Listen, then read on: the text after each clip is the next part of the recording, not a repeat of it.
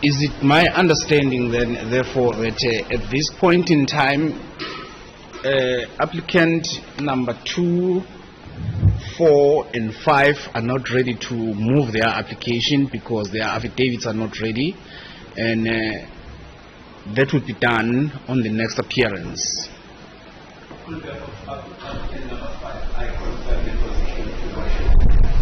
I confirm the position, Your Worship, and also the fact that at 1 o'clock the court has to close. We don't have any option. All right. This, first and foremost, the issue raised by Mr. Volmarans with regard to the seized vehicles, I have no information of that. There is no application brought before me with regard to that. I'm not in a position to entertain that because there is no application before me. I'm not going to deal with that. And at this point in time, the matter is postponed on to an agreed date, which is the 18th of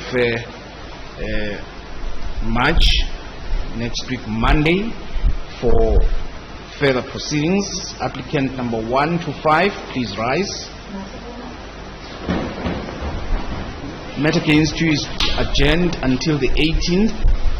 You'll be kept in custody at Westville Correctional Services or Correctional Institution until then.